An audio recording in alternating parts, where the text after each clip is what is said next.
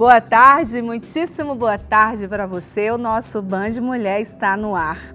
Hoje no programa nós vamos iniciar falando sobre o MADA, que é um grupo Mulheres que Amam Demais Anônimas. É uma irmandade de mulheres baseada no livro Mulheres que Amam Demais, de Rob Nourut, e adaptada do programa de recuperação de 12 Passos e 12 Tradições de Alcoólicos Anônimos, o AA. O único requisito para ser membro do MADA é o desejo de evitar relacionamentos destrutivos. Eu recebo aqui no estúdio a Fernanda, que é membro anônimo do grupo e está usando um pseudônimo, tá? Hoje aqui também comigo a nutricionista e escritora Fabiane Alheira, que escreveu o livro O Homem que Mandava Flores, que aborda a questão dos relacionamentos tóxicos e que criou um cardápio bem interessante, gente, que é a Dieta da Alegria, que ajuda mulheres que passaram por relacionamentos abusivos a recuperarem sua autoestima e felicidade. Seja bem-vinda, Fabiane. Seja bem-vinda também, Fernanda. Muito obrigada pela presença. E olha, primeiro que me chamou bastante atenção o título do seu livro, O Homem que Mandava Flores, né? E o cardápio da felicidade, que realmente, né, eu nunca passei, graças a Deus, mas conheço alguém que já passou por um relacionamento abusivo. Eu acho que há uma destruição tão grande da autoestima, do se gostar, que realmente você precisa tanto ser tratada psicologicamente, né, quanto em vários aspectos da vida, né, alimentar, psicológico, ter muito amor da família, para poder se recuperar, se refazer. É mais ou menos isso? É sim, porque chega lá no meu consultório, eu sou nutricionista, mas o consultório, a gente faz um tratamento que se chama nutrição multimodal, porque a gente não trata só a relação do paciente com o alimento, mas todos os fatores externos e internos que afetam essa relação do paciente com o alimento. Então, quando as pessoas chegam no consultório se queixando de ansiedade, tristeza, dizendo que elas estão praticamente com uma certa compulsividade pelo alimento, principalmente por conta de um desgaste emocional grande, a gente então lança a mão do que eu chamei de dieta do humor, porque a gente acaba modulando o hormônio da serotonina. Sim, que é aquele hormônio que é aquele hormônio que dá tranquilidade, que melhora o aspecto do sono, da depressão. E quando a pessoa tem uma diminuição da serotonina, a gente precisa lançar mão de alguns ingredientes, de alguns alimentos, né? E aí muitas vezes a pessoa faz aquela dieta do carboidrato, sem low carb. E aí prejudica ainda mais essa questão, porque para a gente produzir a serotonina, a gente precisa de um aminoácido. Para levar esse aminoácido para o nosso cérebro, a gente precisa do carboidrato. Então, o nosso organismo é um complexo feito de engrenagens, né? Não adianta só ter uma engrenagem aqui, ela precisa tudo funcionar, né? E eu escrevi ainda esse livro, obviamente que eu não escrevi esse livro como nutricionista.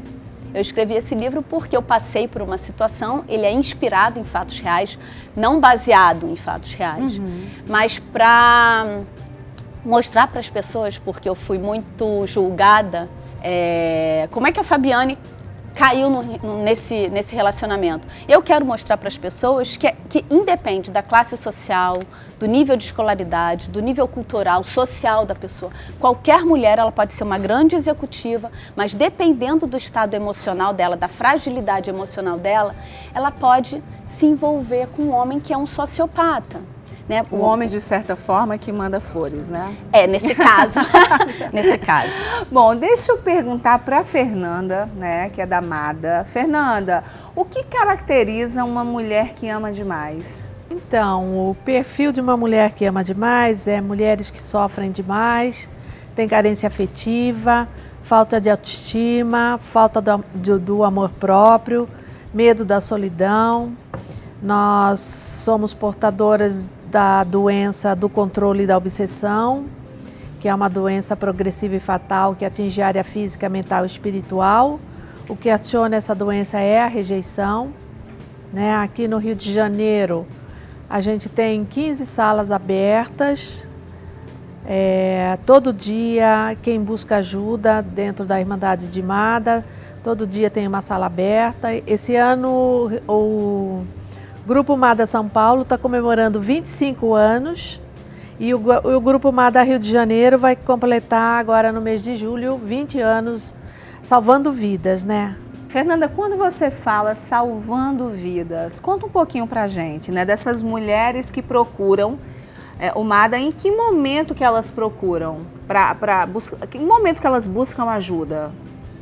Então, assim, todas são bem-vindas, né? Independente da idade, da profissão, da formação cultural ou do nível econômico. Chegam diariamente mulheres que cometeram atos insanos, brigas, discussões, agressão física a si mesma ou a outra pessoa, tentaram suicídio, perderam seus parceiros ou pensam em morrer. No Mada elas encontram apoio, fé e esperança através daquelas mulheres que já se recuperaram e já passaram por isso e estão se recuperando, mudando sua forma de se relacionar, amando a si de uma forma mais saudável. Tem uma faixa etária prioritária, Fernanda, no Mada ou não? Não, todas as idades. E você é uma mulher que já esteve em tratamento no Mada? Sim. Conta um pouquinho da história, pode pra gente? Sim, eu ingressei na época da novela Mulheres Apaixonadas. A Júlia Ganha, eu me identificava com aquele papel que ela desempenhava na novela. O Grupo Mada tem muita gratidão ao Manuel Carlos por ter escrito aquela novela, porque ingressam no grupo até hoje mulheres que dizem, eu conheci o Mada pela novela. Né? Eu já tenho muitas 24 horas que eu ingressei dentro desse grupo, eu estava num relacionamento destrutivo, aquela pessoa já tinha mudado o comportamento, não me desejava mais e eu comecei a ficar com muitos ciúmes. Eu comecei a ficar obsessiva naquela relação e nenhum homem suporta uma mulher obcecada atrás dele. Eu tenho a doença do controle da obsessão, eu queria controlar ele 24 horas, saber com quem ele estava, onde ele estava. O fato dele não me desejar mais, eu entrei num processo de estar ao mesmo tempo de querer estar com ele, ficar com ele. Fernanda, desculpa eu te interromper, mas é uma característica de uma mulher que ama demais, por exemplo, o homem não desejar mais. O homem, de certa forma, até o comportamento dela, né? Ele começa a se sentir pressionado, sufocado, e a tendência de alguém sufocado ou pressionado é fugir daquela pessoa. E daí, quanto mais essa pessoa rejeita, mais a mulher que ama demais tende a buscar e querer. É mais ou menos essa uma das características? Isso. Eu sentia muita dificuldade de sair daquela relação. Eu não conseguia sair, eu queria estar ainda naquele relacionamento, né? Vieram em mim, assim, sentimentos de ódio, de raiva, de vontade de querer matá-lo.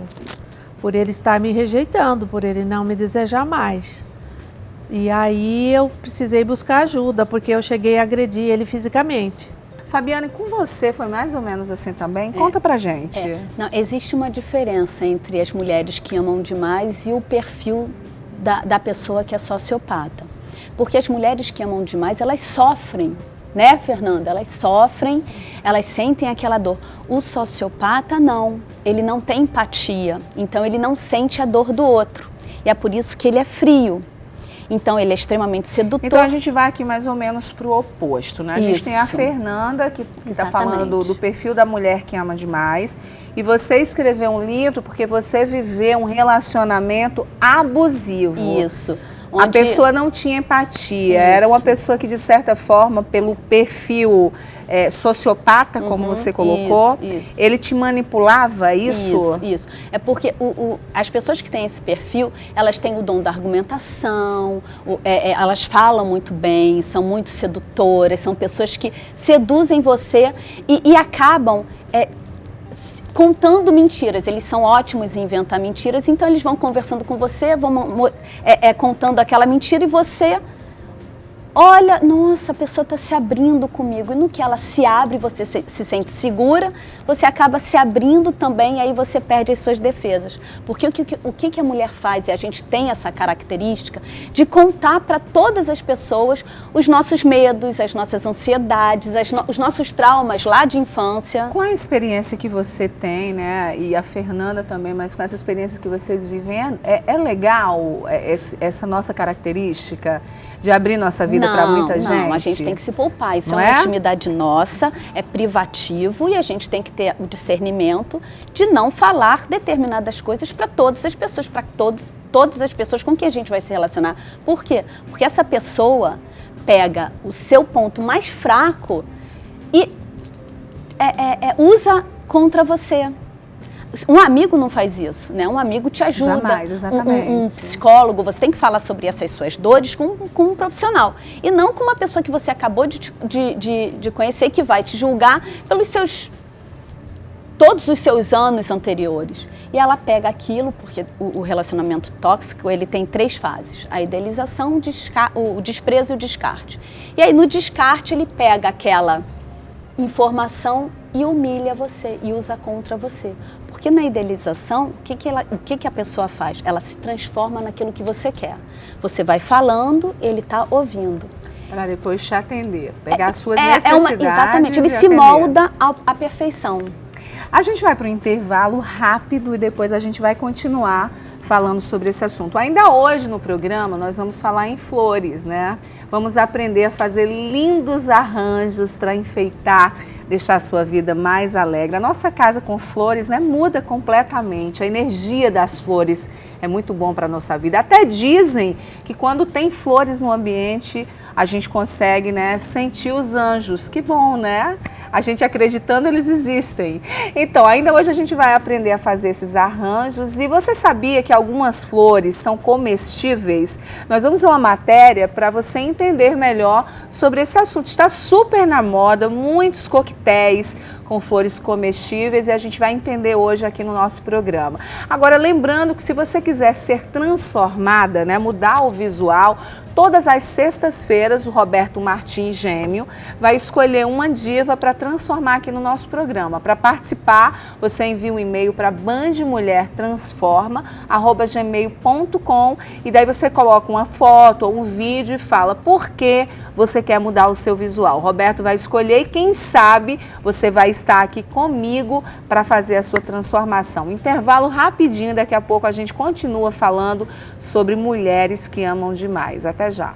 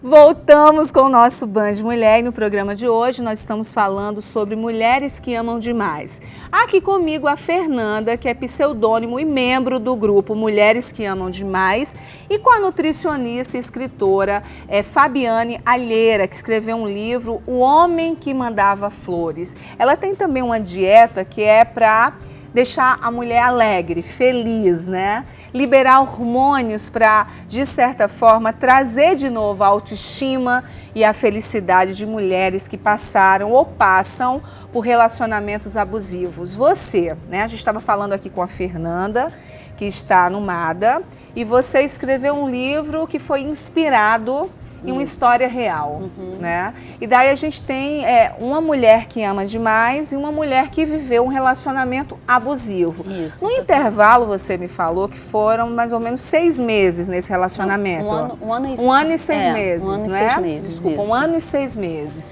E você teve o discernimento que não acontece geralmente para, assim, parou, acabou, eu não quero mais. Mas a gente sabe que tem mulheres que vão até a última gota. Isso. São relacionamentos que perduram muito tempo, né? Dependendo da sua fragilidade emocional, então as pessoas, cada uma tem o seu tempo de limite dentro daquela relação. Né? Então a gente não pode julgar as pessoas, porque realmente essas relações, elas é como se uma dependesse da outra. Tivesse o sociopata, a pessoa com perfil sociopata, ele precisa de uma pessoa para ele tirar a energia. Então ele tira a sua energia, você ao longo do relacionamento você vai se transformando numa pessoa triste, cansada, sem vida. E aí quando você chega nesse momento, nesse estado, você deixa de ser interessante para ele. E aí então ele descarta você. E ele descarta você de uma forma... Só ele, na verdade, sabe o momento que esse relacionamento vai acabar. Ele sabe que o relacionamento tem início, meio e fim, que vai acabar, e só ele pode ditar essa... Você não tem domínio sobre isso. Como sair de um relacionamento com esse perfil, Fabiane? Olha, é doloroso. É doloroso, a gente precisa de ajuda. No meu caso, eu tive... Foi isso, um discernimento, eu não sou uma pessoa manipulável. Então, quando eu comecei a perceber que a pessoa estava querendo que eu acreditasse ser algo que eu não era, porque eles fazem isso. Eles têm o dom de fazer você se convencer que você é a pessoa, no início, mais importante da vida dele, e depois você é a pessoa responsável por todo o fracasso da vida dele. E você acredita. Muitas mulheres acreditam. Isso é tão perigoso que esse tipo de pessoa que tem esse perfil pode, inclusive, levar mulheres ao suicídio. Então, é um assunto que deve ser tratado com muita seriedade. Eu chamo até no meu livro, obviamente que é uma ficção, de crimes invisíveis. Porque como é que você vai provar que aquela pessoa incitou a outra ao suicídio? Né? Isso existe. De fato, mulheres já se suicidaram por conta de relacionamentos abusivos. Embora não haja violência física, essa violência moral, psicológica é muito forte, porque é como se saísse um soco de dentro da boca da pessoa. E aquilo agride e aquilo faz você sofrer. E como a pessoa não sente dor, ela fica experimentando no outro as sensações que ele não tem. Então eu ouvi amigas me dizendo em conversas que pessoas com esse perfil falavam, me dá prazer, eu sinto prazer em desestabilizar a mulher, em irritar a mulher. Mas acontece, Fabiane, também, né, por exemplo, eu sinto prazer de desestabilizar. Mas pode ser que aconteça das pessoas que estão, né, ao redor não acreditarem que seja por uma pessoa que manipula, ou se não, ela é uma louca, ela é maluca. Deve existir muitos casos assim também. Claro, claro. Inclusive, o que a gente tem que deixar claro é que ninguém faz isso sozinho. Ele não está fazendo isso sozinho com você. Você permite que ele faça isso. A gente permite que a outra pessoa trate a gente assim. Então a gente também precisa, é difícil a gente sair do meio do olho do furacão quando a gente está lá. E as pessoas avisam. Algumas pessoas conseguem perceber e avisam, mas você se sente tão empoderada no início da relação porque ele pega na sua mão e leva você. Por isso que você escolheu esse título para o seu livro? Não. Qual foi a história do título? Então, eu estou curiosa, porque é o homem que mandava flores. Fala pra gente. O nome do livro, originariamente, seria O Manipulador. Porque eu já pensei em escrever a trilogia, né? Seria O Manipulador. Mas aí eu falei, vai ser muito óbvio. E o meu objetivo com o livro é que a pessoa pegue o livro e leia como se fosse um romance. E aí, aos poucos, ela vai lendo, vai percebendo os sinais, que eu vou aqui ao longo da trama falando dos sinais, para que a pessoa perceba que ela está dentro de um relacionamento tóxico. E aí eu me lembrei que, de fato, essa pessoa me mandava flores, muitas flores. Por quê? Só para eu contar um pouquinho dessa história. Essa história conta a história da Emma e do Luke. A Emma, ela foi para Capadócia e lá na Capadócia, então, ela conheceu a Senhora do Destino, uma senhora que lia a borra do café. E essa senhora, então, leu a sorte dela na borra do café e falou: olha, você vai encontrar um homem que vai te mandar flores. Isso é real, aconteceu. E aí, então, e essa pessoa falou: olha, você precisa passar por isso. Você vai encontrar esse homem, você não pode fugir dele. E ela, então, a Emma, encontrou esse homem sedutor, que falava várias línguas e tal, se encantou por ele, pela retórica dele, na verdade. Num primeiro momento, ela nem se encantou, mas a inteligência, eles são muito inteligentes. Então, ela se deixou levar pela inteligência. Quando ela viu, ela já estava presa na teia. E esse homem, então, mandava flores para ela. E aí ela percebeu: caramba, a pessoa que leu meu destino estava certa. Esse homem chegou e isso aconteceu. E aí eu também faço uma análise mostrando como a gente se deixa acreditar. A gente só enxerga o que a gente quer ver. A gente não percebe numa consulta dessa: olha, você vai encontrar, você não pode deixar essa pessoa escapar, porque vai ser um karma, porque presta atenção nos sinais. A gente quer o quê? A gente quer o amor. Quem não quer um grande amor? A gente quer um grande amor, uma pessoa que assuma você, que pegue na sua mão e te leve, ainda mais nos tempos de hoje, que ninguém quer assumir um relacionamento sério. E a pessoa que tem um perfil sociopata, o que ela faz? Ela começa rapidamente te apresenta a família, te coloca nas mídias sociais como se você fosse a pessoa mais importante do mundo. E aí depois começa a mudar todas essas características, o que te desestabiliza completamente. Completamente. E aí você entra no relacionamento tóxico. Daí a gente está com a Fernanda aqui, que é do MADA, né?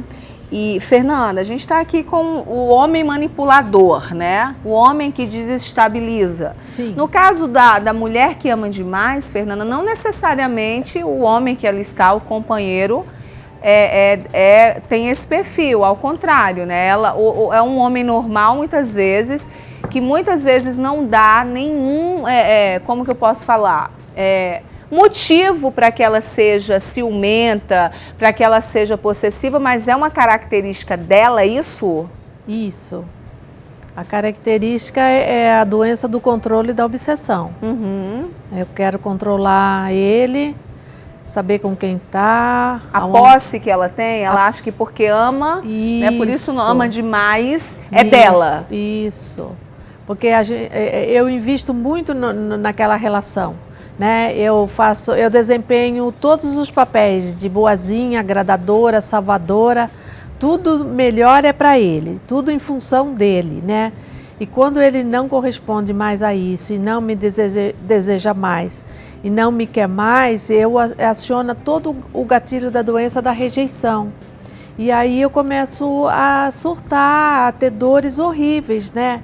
O processo da abstinência que eu passei naquela relação, porque depois que eu agredi ele não mais me procurou e não mais me queria, né? E eu era assim, eu precisava daquele homem do meu lado para mim estar feliz, né? Eu não entendia essa dor, uma dor assim da alma, uma dor insuportável. É igualzinho o dependente químico ficar sem a droga, né? Eu tinha depressão, eu tinha vazio existencial, eu tinha suores frios, uma vontade de dormir, de não acordar mais, porque é um processo muito doloroso. Como que as mulheres, Fernanda, que estão nos assistindo nesse momento e se, de certa forma, se viram nessas características, podem procurar ajuda? Então, o único requisito para ser membro de MADA é o desejo de deixar de ser dependente de relacionamento destrutivo. Aquele relacionamento que você está sofrendo, que você sente dor, né? Que você passa a ficar obsessiva naquela relação. Então é só buscar ajuda na Irmandade. Tem algum site, telefone que a gente possa passar? Tem, a gente tem grupomada.com.br e aqui no Rio de Janeiro nós temos o nosso blogspot. grupomadarj.blogspot.com. Eu quero te agradecer, tá, Fernanda, pela participação aqui, te parabenizar, né, por todo o processo que você passou e aí recuperada. Muito obrigada por ter disponibilizado o seu tempo e vindo aqui no Band Mulher contar a sua história, tá? Eu que agradeço, em nome do Grupo MADA, muito obrigada da gente poder levar a mensagem às mulheres que ainda sofrem. Fabiane, só pra gente finalizar então, o seu livro, onde que as meninas que estão assistindo podem encontrar? Então, eu sou autora independente, o meu livro está à venda o e-book e o livro físico na Amazon. Então é só entrar lá na Amazon e comprar o livro. E eu espero que vocês gostem, também tem o meu Instagram, livro O Homem que Mandava Flores. E é isso. Para que a gente possa levar, né? Eu acho que é importantíssimo, muito importante você ter dividido a sua história com a gente. Obrigada, né? Porque de uma forma a leitura, ela enriquece muito a nossa alma. Eu acho que para as meninas que ainda não têm coragem, porque muitas delas não têm coragem de procurar ajuda. Elas me mandam mensagens inbox dizendo, olha, eu acho que eu estou vivendo um relacionamento tóxico, você pode se encontrar comigo para conversar. Então, tenho me encontrado com várias leitoras que compram o livro diretamente comigo para ajudá-las. Lógico que a gente não pode banalizar, nem toda relação que não dá certo é tóxica, pelo amor de Deus. Né? Exatamente, tem que compreender, por isso que é importante a leitura, compreender as características, né? Saber os limites e entender quando a sua autoestima está muito baixa, quando a pessoa te despreza o tempo todo, entre outras características que não são normais uma relação. A gente entende uma relação, né, Fabiana, para a gente ser feliz. Lógico que tem os problemas, como qualquer família, qualquer convívio, seja profissional, social, sempre tem problemas. Mas a gente precisa ser feliz a maior parte do tempo, né? Eu posso dar só uma dica? Claro. Uma dica para a gente reconhecer se a pessoa é ou não um sociopata. Só um sinalzinho. Se a pessoa começar a falar muito mal da ex, todas as ex são loucas, todas as ex têm um problema e ele é sempre o perfeito, começa a desconfiar porque pode ser que tenha alguma coisa aí.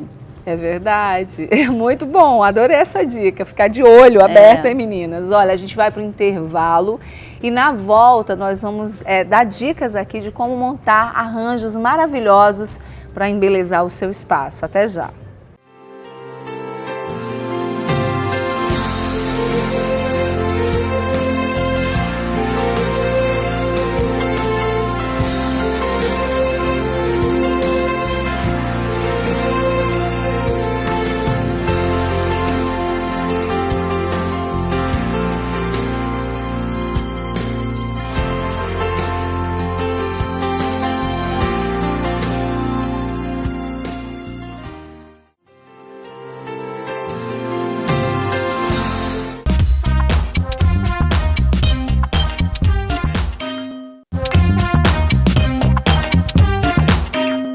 Olha, a gente de volta aqui agora, a gente vai falar um pouquinho das flores, porque ao longo da história, as flores são símbolo de Deus, amor, morte, paz e loucura. Nas religiões, elas estão nos ritos e tradições de quase todas as civilizações. As pesquisas dizem que as rosas já eram cultivadas na Mesopotâmia, às margens do rio Tigre, por volta de 5.000 anos antes de Cristo. O fato é que nós, mulheres, amamos flores. Nós vamos aprender agora a fazer lindos arranjos com a Paula Pizzi, que está aqui no estúdio comigo. Tudo bem, Paula? Tudo bem, você? Seja bem-vinda. Obrigada. Gente, como alegra qualquer ambiente, né? Uma florzinha que seja, já deixa tudo diferente. Exatamente. Eu até falei no programa, Paula, que existe uma crença que quando a gente tem flores em nossa casa, naturais, os anjos ficam lá entre a gente. Muda totalmente. Que bom, tomara que eles estejam aqui agora, né? Exatamente. Bom, vamos falar dessa delicadeza. E muita gente acha que é muito caro ter flor em casa natural. Porque tem que ser natural. Caro. Natural faz toda a diferença, né? Um pouquinho de contato com a natureza que a gente tem. Não é muito caro, não é muito difícil. Tem pequenas dicas, pequenos truques que a gente pode fazer para aumentar a durabilidade, para escolher flores com preços melhores, para montar coisas que fiquem bem bonitas e grandes, sem gastar uma quantidade muito grande de flor. Então a gente tem aqui 2 exemplos de arranjos. Esse aqui, bem natural mesmo, com flores brancas e verdes. Desse branquinho aqui, Tô falando desse aqui. E a gente tem aqui um bem coloridão também, com flores mais clássicas. Aqui a gente tem a rosa, a gente tem a gerbera, a estroméria, flores que são mais conhecidas. Agora, por quanto a gente consegue fazer um arranjo desse? Um arranjo desse, ele tem 2 tipos de flor. A gente tem aqui a boca de leão e o cravo. E 2 tipos de folhagem. A gente tem aqui a pleomele e a amaranthus. A gente compra essas flores em grandes mercados distribuidores, em muitas redes de supermercado hoje em dia já vendem, e eles vendem maços fechados. Cada maço vai custar entre 10 e 15 reais. Então vai custar entre 40 e 60 reais e você consegue fazer pelo menos uns 3 arranjos desse com esse valor. E se alguém quiser facilitar ainda mais, floriculturas de bairro, aqueles pequenos quiosques que tem em vários bairros, já vendem as flores por unidade, limpas, não precisa se preocupar com a limpeza. Então, agora você vai ensinar a gente a montar um arranjo. Vamos lá. E também vai ensinar a gente como ter uma maior durabilidade. Exatamente. Bom, a primeira coisa, a gente vai comprar, digamos que no Cadeg ou num grande distribuidor, as flores vão vir fechadas em um maço com plástico em volta. Então a primeira dica é assim que chegar em casa, tirar esse plástico, jogar fora, cortar um pouquinho. A gente usa, eu trouxe aqui dois tipos de tesoura floral. Elas vendem também em lojas de ferramenta, em supermercados, em floriculturas. Elas têm o corte bem firme, mas ele também é delicado para as flores, para não estragar a flor. Então a gente vai chegar em casa, vai pegar o maço, né, limpar o plástico e cortar uma pontinha, sempre na diagonal, e colocar a flor na água. Por que tem que cortar, Paula? A gente corta porque a pontinha da haste da flor é por onde ela se alimenta na água, para poder manter a florzinha viva por mais tempo. Então, conforme ela vai passando mais dias na água, ela vai desgastando, então ela não vai conseguindo absorver tão bem. Por isso a gente vai dando corte. O ideal é dar um corte diário ou a cada 2 dias. Ok, eu adoro, por exemplo, eu sempre compro rosas para colocar em meu quarto. Às vezes amarelas, às vezes vermelhas, às vezes brancas. Só que eu não tenho esse cuidado. Sim, faz muita diferença. Faz muita diferença cortar a parte, vai muita todos diferença. Os dias dá um cortezinho, 1 centímetrozinho, a gente recomenda cortar na diagonal, porque aí você aumenta a superfície de contato dela com a água. Vamos montando, Vamos Paula? montando. Paula, eu tô vendo que você trouxe aqui uma que eu amo. Qual? É a costela de Adão? É a costela gente, de Adão. Amo. Acho lindo, Linda, acho né? que enfeita, lindíssima. E ela dura enfeita super qualquer bem. ambiente, deixa chique, né? Sim, e às vezes só ela, né? Não precisa de mais nada. Por exemplo, uma montagenzinha Está super caseira. na moda agora. Muito. Se você vai nessas amostras de decoração, a maioria dos ambientes usando a costela de Adão, Sim. só ela, num e vaso é super com água. tropical, tem a cara da nossa cidade, do nosso país. E olha só ela. Uma gracinha. Não precisa de mais nada, né? Uma garrafa. Uma garrafinha de cerveja, uma menorzinha, uma ainda maior. recicla, né? Exatamente. Muito bom. E esses vidrinhos aqui na frente são aqueles vidrinhos de leite de coco. Então são coisas que a gente pode aproveitar de casa, não precisa comprar vasos tão elaborados e ter uma coisa bonitinha, uma decoraçãozinha. Então, pega um vidrinho aí de leite de coco, uma de Uma cerveja, garrafinha de compra uma... outro Quanto que recipiente. custa uma única dessa, por exemplo? Vende por unidade? No Cadeg não, mas em outros lugares vende, ela deve custar entre 2 e 3 reais. 2 ou 3 reais a Isso. unidade. Daí você põe, olha, Fofíssimo. que gracinha, Sim, né? exatamente. Bom, aqui a gente vamos montar então o branco ou você prefere montar o mais coloridão? Ah, fica a seu critério. Vamos no colorido? Vamos no colorido. Bom, no colorido eu trouxe as rosas, que são flores que elas são as que dão um pouquinho mais de trabalho pra gente limpar. Então eu trouxe aqui uma já limpa, pra gente ver como ela fica, e uma como ela chega na nossa casa. Então é aquela coisa, a gente vai tirar as folhas com bastante cuidado, porque rosas têm espinhos, mas se a gente tomar cuidado, não tem problema, retira os espinhos. E todas as rosas vêm com essa camada por fora de pétalas mais murchinhas, que a gente retira também, que elas acabam até sendo pétalas de proteção, para o miolinho dela ficar bem lindo sempre. E a gente distribui bem ela pelo vaso. A gente vai usar também a cravina. Como que é o nome dessa flor? Essa é Austroemeria, o nome dela. Ela aqui tá mais fechadinha, esses botões ainda vão abrir. Mas nesse arranjo aqui, ela já tá bem aberta. E é uma ótima também ter sempre uma flor nesse formato, que ele é mais multidirecional, então ele enche o arranjo também. A gente vai usar a cravina, que é como se fosse um mini cravo. Cravina que chama. Bom, espalhei as rosas e eu vou preenchendo entre elas com as outras flores. Alturas diferentes também, para não ficar um arranjo chapado. Hoje a gente observa até em festas, casamentos, aniversários, estão usando muito assim como você está montando, né? O vaso com água.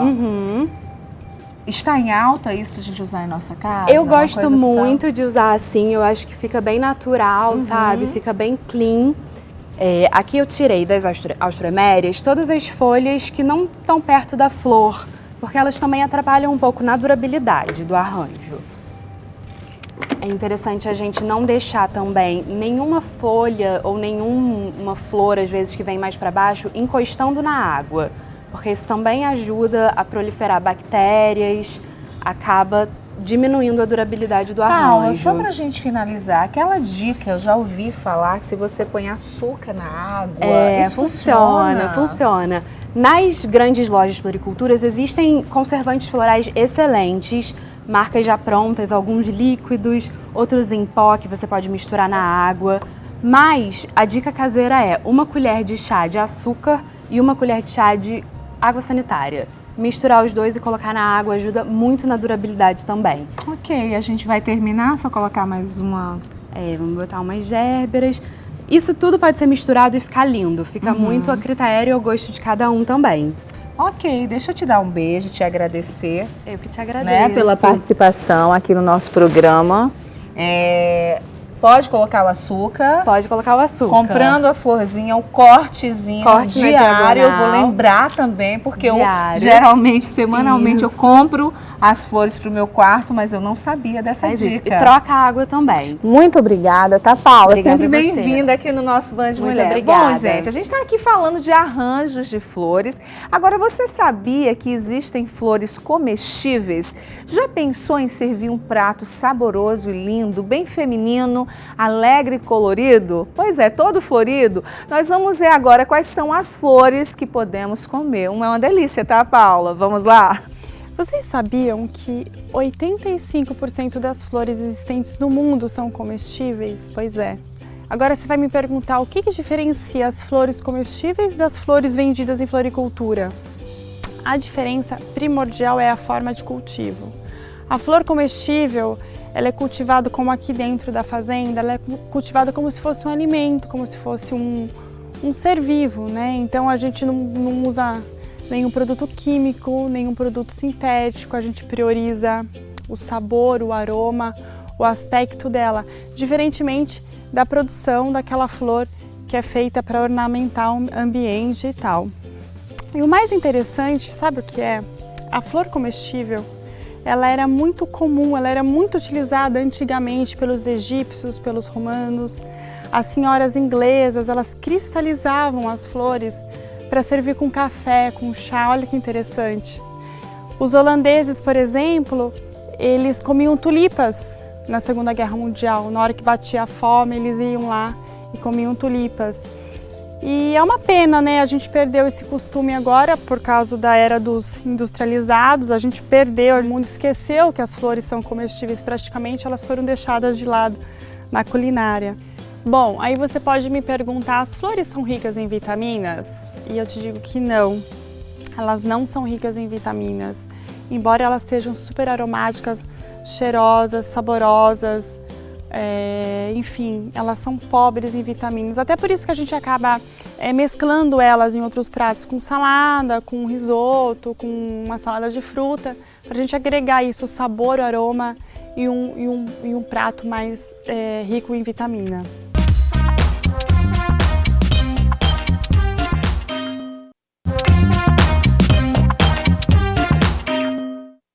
De volta com o nosso Band Mulher e ela está em cartaz com a peça Navalha na Carne, escrita por Plínio Marcos na década de 60, no auge da ditadura do Brasil, sob a direção de Gustavo Wabner, no papel da prostituta Neuza Sueli, em homenagem à avó, a saudosa, maravilhosa Tônia Carreiro.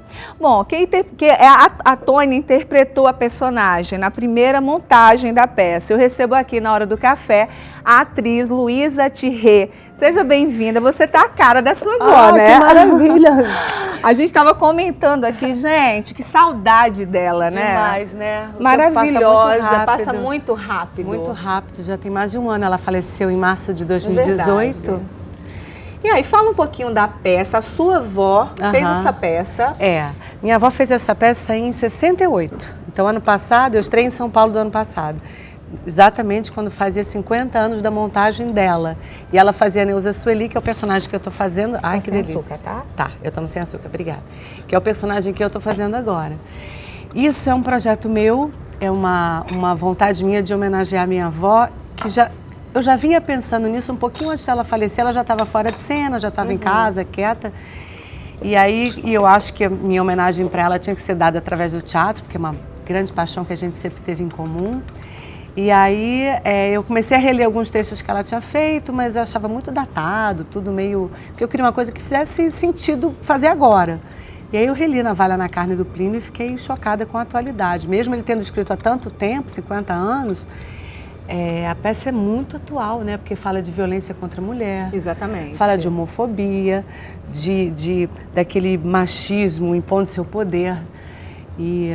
Então, e ainda estava fazendo 50 anos, e foi um marco na história dela, porque ela que liberou a peça. A peça estava censurada. Exatamente, ela foi e liberou, né? Ela que liderou o movimento para liberar o texto. Então, inclusive na nossa montagem, assim que toca o terceiro sinal, tem um vídeo de 6 minutinhos, que dá uma breve pincelada assim, na trajetória linda dela, com fotos maravilhosas, e aí tem depoimentos dela própria, falando de como foi fazer Navalha na Carne, e do Plínio Marcos, o autor, dizendo da importância dela para essa peça. Agora você é uma atriz mais de teatro, né? Você gosta muito do teatro? Amo. É diferente da televisão? Amo fazer teatro.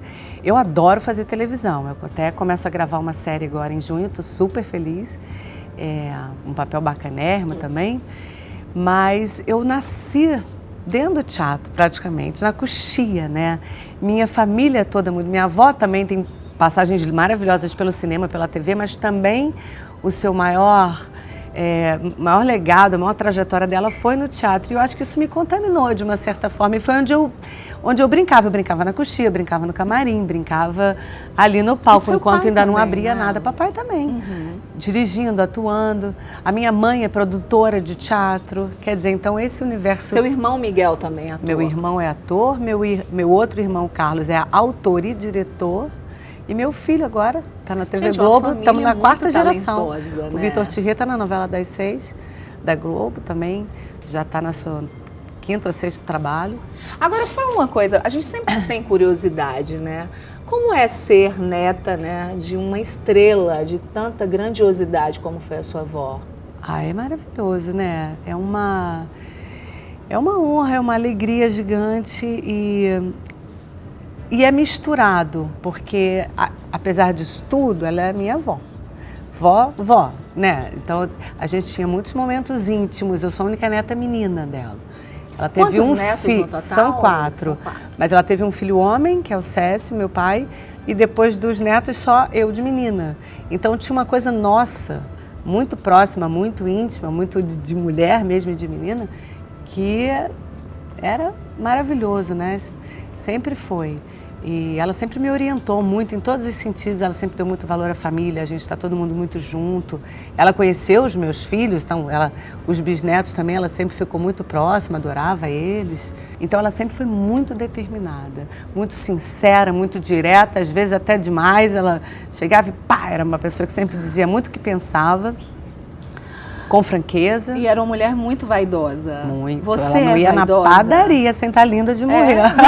Você é assim? Não ou tanto. Não? Eu Como acho que você se cuida? Olha, eu cuido muito da minha alimentação, porque eu acho que a gente... Tem uma frasezinha que eu li em algum livro há milênios atrás que diz assim, a gente é o que a gente come. E eu acredito nisso, né? Cuido muito da minha alimentação para estar bem, para estar... Não para estar magricela ou para estar não sei o quê, mas para estar bem, para estar me sentindo bem. Acho que é uma consequência, né? Você se alimenta bem, lógico, que a pele, o cabelo, sempre fiz exercício físico muito, adoro. Eu dancei balé há muitos anos, eu fui jogadora de vôlei, então essa coisa física está no meu DNA, assim. Eu preciso para estar feliz. Então hoje eu faço ginástica e ando muito de bicicleta. E, bom, e vou ao dermatologista, porque volta e meia a gente tem que ir. Cuido como posso, assim, mas sem grandes excessos, eu acho. Agora, voltando um pouquinho ao assunto da peça, pessoas que assistiram a sua avó, que te assistem agora, há um comparativo, elas comentam com você, como que funciona? Olha, a gente tem poucas pessoas, né, que passaram, mas eu já tive a felicidade de ter um diretor lá de São Paulo, vou lembrar o nome dele agora, que assistiu minha avó e assistiu a gente agora, Luiz Arthur Nunes, assistiu ela lá em 68 e assistiu a gente agora e até escreveu uma coisa, que teve ele viu essa montagem, depois nunca mais viu nenhuma, e Navalha é uma peça bastante montada. Assim, a Luísa Cardoso fez uma montagem em 94, então, e ele falou que eu nunca mais tinha assistido nenhuma e que teve o mesmo impacto que ele teve lá da primeira vez, porque eu acho que é a força desse texto, sabe? A força do texto do Plínio Marcos, porque e é muito real, sabe? O linguajar do Plínio, parece que você está dentro da casa da pessoa. Algumas pessoas que foram assistir agora a gente disseram assim, nossa, parece que abriu uma janela e eu sou a vizinha vendo vocês viverem aquela situação dentro de casa. Luiz Cardoso me disse isso, porque ela tinha estado em cena em 94, mas agora ela estava assistindo, né? E as pessoas, algumas pessoas que, por exemplo, o Emiliano Queiroz fez essa peça com a minha avó. E ele estava na minha estreia aqui no Rio de Janeiro. Você ficou nervosa? Eu fiquei maravilhada, né? Eu estava nervosa por ser estreia em geral e achava que ele estava. E assim que terminou, os aplausos estavam bem quentes, graças a Deus, mas assim que terminou eu perguntei, o Emiliano tá aí? E me disseram que ele vinha. Todo mundo apontou, tá aqui, tá aqui. Aí eu pedi uma salva de palmas para eles, ficaram assim meia hora aplaudindo. E ele é o único que está vivo dessa montagem. Era Nelson Xavier, que faleceu. Minha avó faleceu. Nossa, Nelson Xavier é maravilhoso. Ator também. maravilhoso. Acho que um dos maiores, né? Maravilhoso. Também fez coisas lindíssimas no teatro, no cinema. E o Emiliano estava ali presente assistindo. E foi uma emoção assim. Imagina, eu falo do nervosismo, sem porque igual. é todo um conjunto, né? Além do texto, que você fala fortíssimo e tal, tem a questão da sua avó ter feito, aí vem toda a memória afetiva, aquela coisa, você viveu, você cresceu, né? Com tudo que ela trouxe para você, essa história. Então também tem as lembranças, uma vez que ela já não mais está aqui né? Então acho que deve ter sido uma emoção única na sua vida. E essa é uma peça que eu não assisti ela fazendo, né? Eu nasci um pouquinho depois. Sim. E na época não tinha registro em vídeo. Tem algumas fotos, tem fotos de, inclusive o projeto que eu fiz faz parte do projeto, uma exposição. E tem uma exposição dela no foyer do Sesc, a gente está em cartaz no Sesc Copacabana, e estamos indo para o Glaucio Gil agora, e no foyer do teatro tem essa exposição. Então você já entra num universo da Tônia, assim, porque tem fotos de várias peças, fotos de novela, foto dela na vida dela na praia, um acervo grande de família que a gente tinha que eu resolvi expor, porque é tão bonito. Bonito, exatamente. Maravilhoso. Que bom que a gente pode ter acesso a isso. Vocês estão dividindo, né? Isso. Porque faz parte do nosso Brasil. E uma tem mulher muitos incrível. fãs da minha avó vindo assistir. Isso é maravilhoso. Pra te ver. Olha, a gente tem um quadro aqui no programa que é para mostrar nossas divas cariocas, mulheres que vão às ruas ou levar o filho na escola ou vão ao cinema, supermercado, enfim. As nossas câmeras pegam essas mulheres para mostrar que diva é um estado de espírito. A gente está falando de uma diva das maiores que nós tivemos, né? Que é a sua avó, a Tônia Carreiro, e de você também, que é uma diva que se cuida. A gente vai conhecer a nossa diva de hoje aqui no Band Mulher. Vamos lá? Vamos.